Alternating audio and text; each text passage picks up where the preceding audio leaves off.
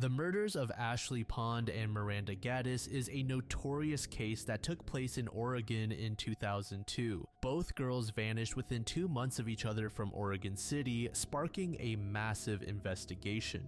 Born March 1st, 1989, Ashley attended Gardiner Middle School and lived at the Newell Creek Village Apartments with her mother, Lori Pond. Ashley was a member of the school's dance team, known as the Fallen Angels, alongside Miranda and another girl named Mallory. Unfortunately, Ashley had a troubled childhood marked by abuse by her biological father, Wesley Rotker, who is being prosecuted for multiple counts of abuse against his daughter in August 2001. Despite these challenges, Ashley was remembered by her teachers as a determined student. As for Miranda, she was born on November 18, 1988, and as mentioned, she was a close friend of Ashley's. Like Ashley, Miranda lived in the same apartment complex and had experienced abuse in her past, having been victimized by a former boyfriend of her mother's.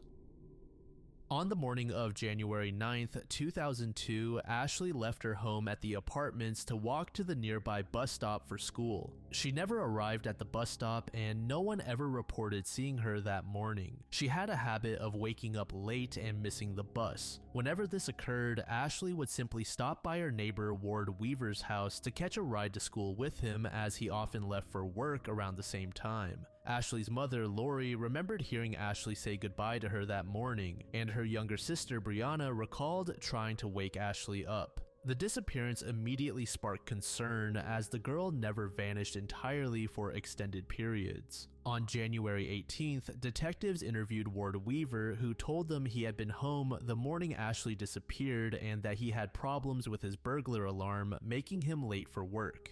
Investigators conducted a brief search of his home, but found nothing. 2 months after Ashley's disappearance, on March 8th, Miranda vanished under nearly identical circumstances while walking to the same bus stop. The timing of this disappearance was of particular interest to investigators. 2 weeks prior to her vanishing, Ward's daughter had celebrated her 13th birthday with a party attended by Miranda and other girls from the dance team. At this party, Miranda had allegedly warned another teenage girl not to spend the night, telling her that Ward had Ashley and she might be next. This warning upset Ward considerably. The night before Miranda disappeared, Ward's daughter spent the night at her mother's house, meaning she wasn't home. When police questioned Ward the next day about Miranda's disappearance, he told them he had been home taking care of his sick daughter, when in fact, his daughter hadn't been home at all. After both girls vanished, the FBI established a task force to search for them. FBI spokeswoman Beth Steele stated the following during an interview: "There is a growing belief that the cases are related, and while there's a slight hope that they have run away, there is a growing belief that there was some kind of criminal activity involved." The case received massive media attention, with the missing girls appearing on the cover of People magazine and being featured on television programs including Unsolved Mysteries. The community rallied around the families, organizing fundraisers and search efforts. A $50,000 reward fund was announced to encourage tips, and investigators revealed the clothing worn by the girls on the mornings they disappeared. Before we continue, I'd like to go over a bit more information on Ward Weaver III. He was born on April 6, 1963 in Humboldt County, California, and came from a family with a disturbing history of violence. His father, Ward Weaver Jr., was convicted in 1984 of murdering 2 people, 18-year-old Air Force recruit Robert Radford and his 23-year-old girlfriend Barbara Lavoie, after finding them stranded when their car broke down near Tehachapi, California in 1981. Weaver Jr. beat Radford to death and kidnapped, raped, and murdered Barbara before burying her body in his backyard. He remains on California's death row and is suspected of up to 24 other murders. Weaver III exhibited antisocial behavior from an early age. His sister Tammy later reported that he physically and abused at least one family member by age 12, and his half-brother Robert Budrow claimed Ward frequently beat him during childhood. In 1981, a teenage relative reported that Ward had repeatedly raped and beaten her. While police investigated these allegations, prosecutors decided not to pursue charges because Weaver had enlisted in the Navy Reserve and would be leaving Portland. Weaver's criminal behavior escalated in adulthood. In 1988, he was convicted of assaulting 2 teenage girls in Fairfield, California, and striking 15-year-old Jennifer Ordinoa with a block of concrete. He served 3 years in prison for these assaults. Throughout his adult life, Weaver demonstrated a pattern of domestic violence, including beating his girlfriend, Christy Sloan, with a cast iron skillet in 1995. In August 1997, he moved to a rented house at 2507 South Beaver Creek Road in Oregon City. This is when his 12-year-old daughter, Mallory, became friends with Ashley and Miranda, who lived just across the street from Weaver's home. During the summer of 2001, Ashley actually lived with Weaver and his daughter for a period when her mother reportedly, quote, didn't want Ashley anymore. However, this living arrangement soured in 2001 when Ashley accused Weaver of attempting to rape her at his home and reported the incident to police. Tragically, no formal charges were filed against Weaver at this time, becoming a critical missed opportunity for intervention. One of the most chilling aspects of this case was Weaver's behavior during the girls' disappearances. The week Miranda disappeared, he hired his teenage stepson Francis to do prep work for a concrete slab in his backyard, supposedly to create a foundation for a hot tub. Francis dug a large hole and put metal barrels in the ground, but on the day Miranda disappeared and the day after, Ward told his son he wouldn't be needed as he wanted to complete the project alone. During the months the girls were missing, Weaver had multiple interactions with media and investigators while literally standing on top of the concrete slab where Ashley was buried. In March 2002, FBI search dogs showed interest in Weaver's backyard, and an FBI agent observed his son hosing off the freshly laid concrete. Despite this suspicious activity, investigators did not have sufficient evidence at the time to obtain a search warrant for the property. Throughout the investigation, Ward exhibited behavior that, in retrospect, showed both his guilt and his psychological manipulation of the situation.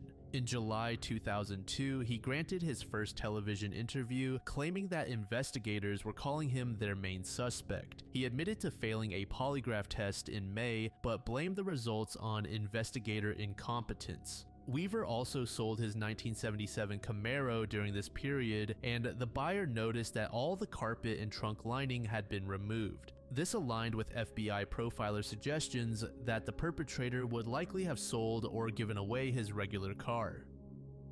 The case finally broke on August 13, 2002, when Weaver's stepson Francis called police to report that Weaver had attempted to rape his girlfriend in his daughter's bedroom. The victim had escaped from the house nearly naked, covered only by a tarp, and was picked up by a passing motorist who took her to a nearby store where she called for help. A witness at the store described the scene, saying, "She was wrapped in a tarp and he asked me if I had somewhere that she could hide out until the police got there. She was trying real hard. She had marks around her neck, really red ones. You could tell that somebody had been trying to choke her." The victim told police that Weaver had strangled her and put his hand over her mouth to the point she could not breathe. And during the assault, she thought about the missing girls and was sure Weaver was going to kill her. When Francis called authorities, he told emergency dispatchers not only about the rape of his girlfriend, but also that his father had confessed to killing Ashley and Miranda. Francis would later tell police that on August 8, 2002, his father confessed to him that he had murdered both girls, claiming he killed Ashley because she deserved it, but gave no explanation for why he killed Miranda. Weaver was arrested on August 13th and charged with raping his son's girlfriend. On August 14th, Francis told investigators that he believed Ashley and Miranda were buried in his father's backyard. This information, combined with Francis's earlier report about his father's confession, finally gave investigators the probable cause they needed to search the property. On August 23rd, investigators began to search the property. The next day, FBI agents made the first tragic discovery. Miranda's remains were found inside a microwave oven box in a storage shed behind the home. The landlord had previously made an odd discovery in this same shed, noting fly strips, quote, totally covered with flies hanging inside. Then on August 25th, Ashley's remains were unearthed from beneath the concrete slab in the backyard, where they had been buried in a 55-gallon barrel. In October 2002, Weaver was indicted on multiple charges, including 6 counts of aggravated murder, abuse of corpse, sexual abuse, attempted rape, and attempted aggravated murder. On September 22, 2004, he pleaded guilty to 2 charges and no contest to the rest as part of a plea bargain that allowed him to avoid the death penalty. He was sentenced to 2 consecutive life sentences without the possibility of parole.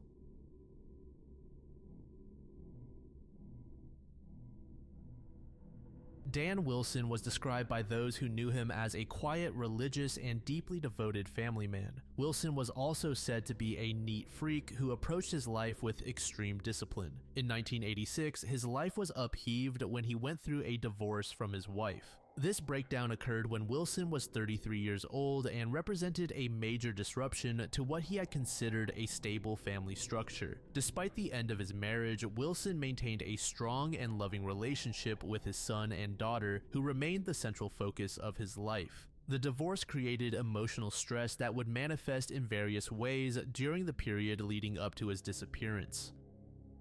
By 1987, Wilson was actively working to rebuild his life following the divorce. However, the emotional toll of the separation continued to affect him, and those close to him noted changes in his behavior and demeanor during this challenging period. The most noticeable change was in Wilson's personal maintenance and living conditions. Despite being known as exceptionally neat and organized, his house became extremely disorganized and messy. This dramatic shift from his typical standards was completely out of character and represented a significant red flag to those who knew him well. Wilson also stopped taking care of himself during this period. His personal hygiene and appearance began to deteriorate noticeably. This decline in self-care was another stark departure from the norm and suggested underlying psychological distress. Additionally, Wilson had an outburst at work. He yelled at his boss and accused him and other workers of being out to get him. This incident was so concerning and uncharacteristic that the foreman sent him home and told him to take some time for himself and come back when he was ready.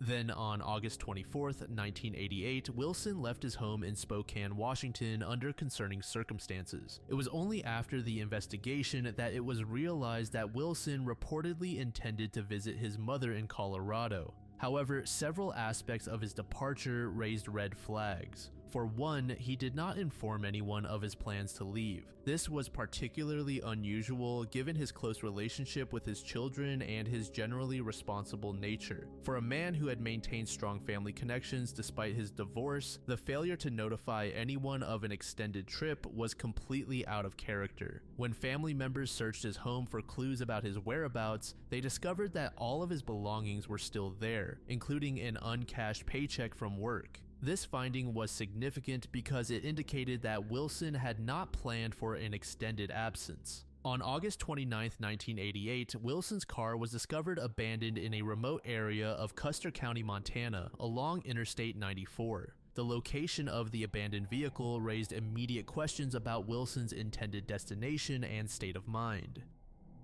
The car was found over 600 miles away from his home, and the location was miles off his intended route to Colorado. Wilson was familiar with the route to Colorado, having driven it many times before, making the deviation even more mysterious. The abandonment site was in an extremely remote area with no apparent reason for Wilson to have stopped there. The condition of Wilson's abandoned car provided additional mysteries. The vehicle contained 1/3 of a tank of gasoline, and there were no obvious mechanical problems with the car. The car was in working order, and all of Wilson's personal belongings remained in the vehicle. A significant development in understanding Wilson's behavior emerged when his family retrieved the car from the impound lot. When his family drove his car home from the impound, they developed headaches and became lightheaded and dizzy. This reaction prompted them to have the vehicle inspected by a mechanic. The inspection revealed that Wilson's exhaust system was malfunctioning and leaking exhaust fumes into the car. This discovery led to a new theory suggesting that Wilson could have been slowly poisoned with carbon monoxide in the months leading up to his disappearance.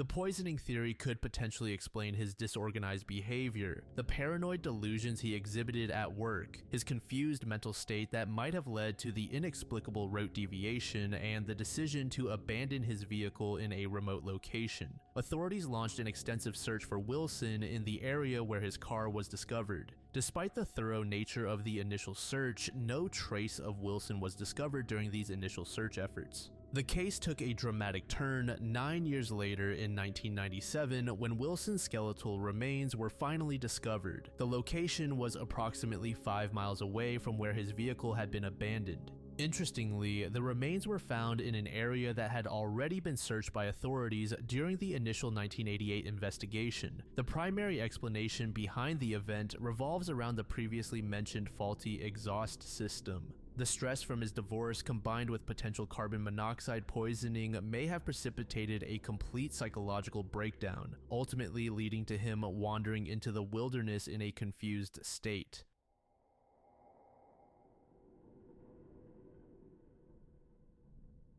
The case of Sharon Kinne spans over 5 decades and takes place across several states. Sharon was born on November 30th, 1939 in Independence, Missouri to Eugene and Doris Hall. The family were devout members of the Reorganized Church of Jesus Christ of Latter-day Saints. During her high school years, Sharon's family relocated to Washington State before returning to Missouri when she was 15. In the summer of 1956, at just 16 years old, Sharon met James Kinne, a 22-year-old student at Brigham Young University, at a church function. When James returned to BYU that fall, Sharon wrote to him claiming she was pregnant, prompting James to leave his studies and return to Independence. The couple married on October 18, 1956, with their marriage license falsely listing Sharon as 18 and a widow. She had claimed to friends that she had been previously married in Washington to a man who died in a car accident, though she later refused to address this. After their wedding, the couple returned to Provo, Utah, where James resumed his studies at BYU before ultimately dropping out and returning home. James took a job as an electrical engineer at Bendix Aviation, working the night shift, while Sharon worked various jobs, including babysitting and tending shops. The couple had 2 children, a daughter named Dana, born in fall 1957, and a son named Troy. Sharon was reportedly a lavish spender who expected finer things from life, leading to financial strain on James's salary. While James worked nights, Sharon filled her days with shopping and eventually various romantic affairs, including a regular relationship with a high school friend named John Boldis. By early 1960, James was contemplating divorce due to Sharon's spending habits and suspected infidelity. On March 19, 1960, around 5:30 p.m., Sharon claimed she heard a gunshot from the bedroom where her husband was napping. She told police she found her 2.5-year-old daughter Dana on the bed next to her father holding James's .22 caliber pistol, with James bleeding from an apparent gunshot wound to the back of his head. Colonel William Morton, the first officer on the scene, later recalled Sharon's account. She said she was in the bathroom getting ready for dinner and she heard her daughter say, "Daddy, how's this thing work?" Then she heard a shot and she said she ran into the bedroom and discovered her husband. Police were unable to recover fingerprints from the well-oiled grip of the pistol, and no paraffin test for gunshot residue was performed on either Dana or Sharon. Multiple witnesses, including family and neighbors, confirmed that James had often allowed Dana to play with his guns, and in testing by investigators, Dana proved capable of pulling the trigger on a gun matching the murder weapon.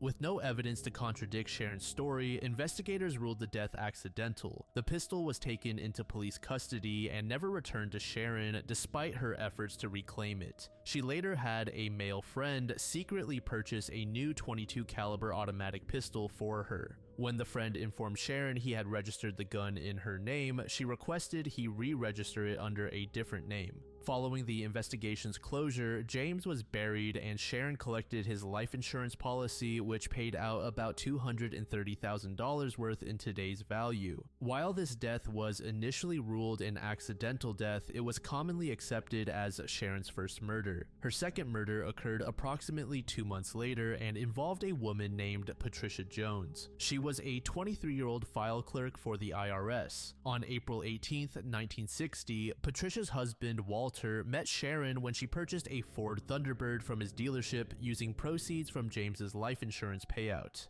The two began an affair shortly thereafter, with Sharon viewing Walter as a prospect for remarriage. However, Walter was uninterested in leaving Patricia despite difficulties in their marriage. When Walter declined to join Sharon on a trip to Washington State in May, she reluctantly went with her brother Eugene. After reuniting on May 25th, their relationship became strained when Sharon told Walter she was pregnant with his child. Instead of agreeing to divorce Patricia as Sharon expected, Walter ended the affair. According to her later testimony, on the afternoon of May 26, 1960, Sharon contacted Patricia at her office, claiming that Walter was having an affair with Sharon's sister. Sharon arranged to meet with Patricia that evening to discuss the matter before dropping her off near the Jones residence. Suspicious based on the description, Walter called Sharon and asked if she had seen his wife. Sharon admitted she had met Patricia to tell her about Walter's affair and claimed she last saw Patricia where she dropped her off, speaking to an unknown man in a green 1957 Ford.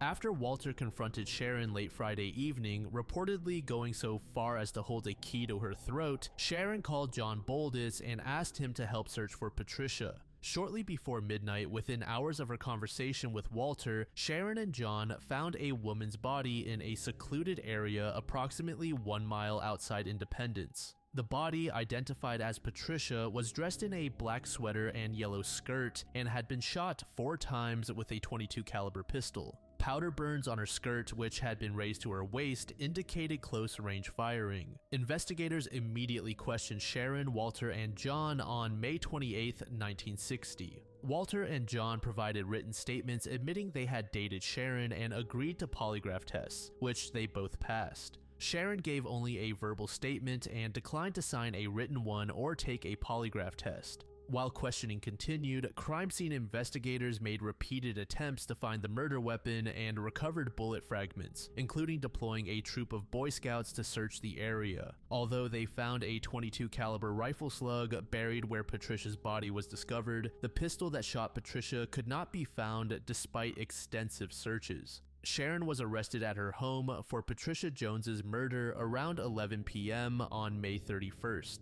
the same night as Patricia's funeral. The Jackson County Sheriff simultaneously requested prosecutors consider charging her with James Kine's murder. Sharon's attorneys filed a writ of habeas corpus the next morning, resulting in her release on $20,000 bond pending a preliminary hearing. Police ruled out the pistol that killed James as the murder weapon in Patricia's death, as that gun remained in law enforcement's custody. However, they learned that Sharon had secretly requested a friend to purchase a new firearm in early May. When police searched her house, they found an empty gun box, but not the weapon itself. Sharon first claimed she lost the gun on her Washington trip, then simply stated it had disappeared. Sharon's trial for Patricia's murder began in mid-June 1961 with an all-male jury. Ultimately, the jury acquitted Sharon, citing just too many loopholes in the prosecution's case. Immediately after the verdict, juror Ogden Stevens asked Sharon for her autograph, which she was photographed giving him. Sharon was returned to jail the same day to await trial for her husband's murder. This trial ended in conviction, and Sharon was sentenced to life in prison in April 1962. However, her attorneys filed an appeal, leading to the reversal of her conviction in March 1963. This was then followed by a new series of trials due to a previous issue regarding jury selection. The 4th trial was scheduled for October 1964, but in September, Sharon fled to Mexico City with Francis Samuel Pugliese traveling as his wife under the name Jeanette. Under her bail terms, Sharon was permitted to leave the country, but her contract with the bond company prohibited leaving Missouri without written permission. After crossing the border, the couple registered at Hotel Gin as husband and wife. Sharon, claiming to feel unsafe, purchased an additional pistol, giving them multiple weapons. On the night of September 18th, Sharon left the hotel without Francis, supposedly either to acquire money or medicine. She encountered Francisco Ordonez at a bar and accompanied him to his room at Hotel Lavada. According to Sharon's account, she went to see photographs Ordonez offered to show her, but when he made sexual advances, she fired her gun in self-defense. Sharon maintained she intended only to frighten Ordonez, but her bullet struck him in the chest and killed him. Hotel employee Enrique Rueda responded to the gunshots and entered the room. Sharon fired again, hitting Enrique in the shoulder. Wounded, he fled and locked Sharon inside before calling police. Police rejected Sharon's self-defense claim, theorizing she had intended robbery and shot Ordonez when he resisted. They found Sharon with a gun and 50 cartridges in her purse and discovered 2 more guns and additional cartridges in her hotel room. Crucially, ballistics tests proved that one of the guns found in Sharon's room was the same weapon that killed Patricia Jones in 1960. Sharon and Francis were arraigned on September 26th of the same year. In summer 1965, Francis was cleared of charges and deported to the US, but Sharon was convicted on October 18, 1965 of Ordonez's murder. Despite rumors of probation and deportation, she was sentenced to 10 years in prison. On appeal, a 3-man superior court upheld her murder conviction while overturning attempted robbery charges, but increased her sentence to 13 years, deeming the original sentence too lenient. She was returned to women's prison to serve her sentence, where she earned the nickname La Pistolera, meaning the gunfighter. On December 7, 1969, Sharon failed to appear for routine 5 p.m. roll call at Iztapalapan prison. Her absence wasn't officially noted until she missed a second roll call that evening, and authorities weren't notified until 2 p.m. the following day. A manhunt was organized, initially focusing on northern Mexican states because authorities believed Sharon might be heading toward a former inmate's last known location. The search expanded to countrywide transport hubs and eventually returned to Mexico City. U.S. authorities, including the FBI, were alerted but noted they likely lacked jurisdiction. Initial speculation suggested Sharon bribed guards during an unusual blackout reported at the prison that evening. Investigation revealed a door that should have been locked was left unsecured, and the prison suffered from lax oversight and understaffing. By December 18th, Mexican authorities had largely abandoned the search, speculating that Sharon had fled to Guatemala. They noted her fluency in Spanish after years in prison would help her blend in any Spanish-speaking region.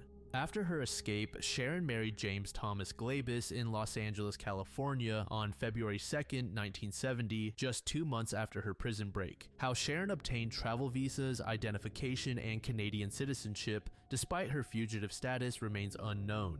The couple relocated to Taber, Alberta in 1973, a small farming community approximately 121 miles southeast of Calgary. There, they operated the Taber Motel before transitioning into real estate. Local newspaper advertisements for their real estate business featured Sharon's photograph, showing her hiding in plain sight. On August 11, 1979, James died from complications related to diabetes and alcoholism at age 38. Sharon was reportedly left out of his will, an omission she challenged in court. She later married her third husband, William L., in March 1982, who died on April 7, 2011 at age 79. For nearly 50 years, Sharon lived as a model citizen in Taber. She even ingrained herself in community involvement. She served as chairwoman of the Taber Daycare Steering Committee. She performed volunteer work at the local food bank and became locally famous for baking banana bread for neighbors. Police Chief Abella noted that during their investigation, no one had the slightest inkling that Sharon was a criminal. The secret was apparently withheld even from her family members.